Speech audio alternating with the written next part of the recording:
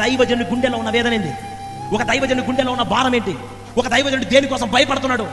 గుండె నిండా ఏం భయం పెట్టుకుని మీ మధ్యలో సేవ చేస్తున్నాడు? సంఘం బాగా కానుకలియట్లేదు, సంఘం నన్ను బాగా పోషించట్లేదు, ఈ భయాలు కాదు ఒక దైవజనుడికి ఉంది. ఆ దైవజనుడి గుండెలో ఉన్న బాధ ఏంటంటే మీరు తొలగిపోతారేమో, మీరు నిలబడరేమో, అంతము వరకు దేవుడి కొరకు సాక్షులుగా మార్చబడరేమో, ఈ రోజున చేసిన పరిచర్య కొనసాగించరేమో, ఈ రోజున ఆత్మీయత రేపు ఉండదేమో. భయం. ఈ దైవికమైన భయముతో ఒక దైవజనుడు ప్రతి పూట నలిగిపోతున్నాడు. ప్రార్థన ద్వారా నీ కుటుంబం కట్టబడితే, ప్రార్థన ద్వారా నీ కుటుంబం నిలబడితే, ప్రార్థన ద్వారా ఈ రోజున సమృద్ధిని అనుభవిస్తుంటే నువ్వు ఎందుకు నిలబడలేకపోతున్నావు? అపవాది గారిని ఎందుకు నిలబడనియట్లేదు? నీకు అర్థం కావట్లా. నీకు అది అర్థం కాక మా బాచగారికి కోపం అంటున్నావు, మా బాచగారికి తొందరపాటు అంటున్నావు, మా బాచగారి నన్ను అర్థం చేసుకోవాలంటున్నావు. అంతమంది మందు పట్టుకొని బాచగారు ఆ మాట మాట్లాడటం ధర్మమేనమ్మా? నీ మనసులో భిన్నాభిప్రాయాలు తీసుకొని వస్తున్నాడు.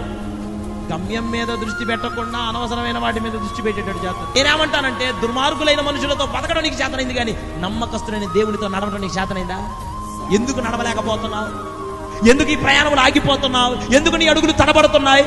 ఎందుకు నీ ఆసక్తి తగ్గిపోతుంది? ఎందుకు దర్శనం లేని వ్యక్తిగా నువ్వు కొనసాగించబడుతున్నావు? అపవాది గారు వేసిన ఉజ్జులలో ఎందుకని తేలికగా చిక్కుకొని పోతున్నావు? ఎందుకని నువ్వు ఇక మరలా బయటికి రాలేనంతగా, ఇక విడిపించబడలేనంతగా